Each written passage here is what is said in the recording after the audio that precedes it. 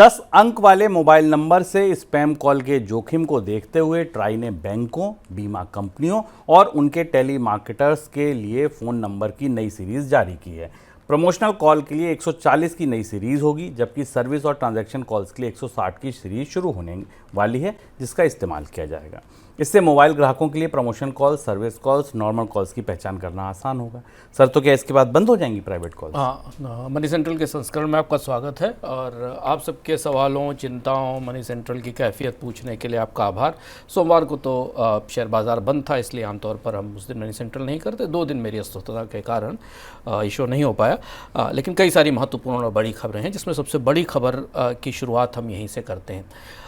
दूरसंचार विभाग की और टीआरआई की सबसे बड़ी चुनौती है प्राइवेट नंबर से आने वाली कॉलें और मार्केटिंग कॉलें। वो आप, हम और सारे लोग इस समस्या को झेल रहे हैं। कहीं रियल एस्टेट की, कहीं बैंकिंग की, कहीं ओवरड्राफ्ट की कॉलें आती हैं जो प्राइवेट नंबर से आ रही हैं। और इसलिए अब जो नई व्यवस्था टीआरआई प्रपोज करने जा रहा है जुलाई से, उसमें कोई भी मार्केटिंग की कॉल या सेल्स की कॉल अगर आएगी तो उसके पीछे 140 या 160 का प्रीफिक्स नंबर लगा होगा।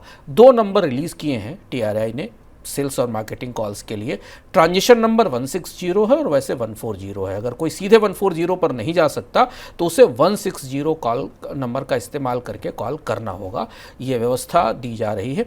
अगस्त से इसे पूरी तरह लागू कर दिया जाएगा, यानी चाहे वो रियल एस्टेट मार्केटियर हो या वो बैंकिंग का कोई कॉल हो या कोई ई कॉमर्स की कॉल हो, वो कॉल अगर कोई भी कर रहा है तो उसे इसके पीछे ये रजिस्ट्रेशन कराना होगा। व्यवस्था सुनने में बेहद अच्छी लगती है, पर समस्या ये है शुभम कि प्राइवेट नंबर से आने वाली कॉल्स रोकी कैसे जाएंगी और इसकी मॉनिटरिंग की कोई व्यवस्था नहीं है, क्योंकि कहीं भी कोई बैठा हुआ प्रॉपर्टी एजेंट फ़ोन उठाता है आपका और आपको नंबर को कॉल कर देता है।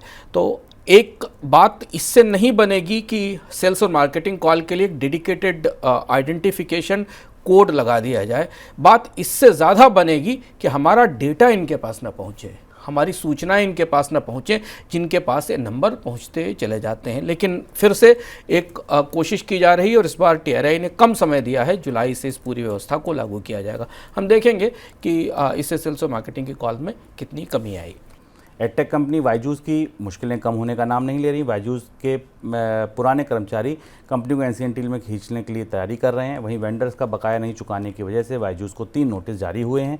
अमेरिका की एक अदालत ने बायजूस के फाउंडर बायजू रविंद्रन के भाई रिजू रविंद्रन को अवमानना का दोषी भी पाया है।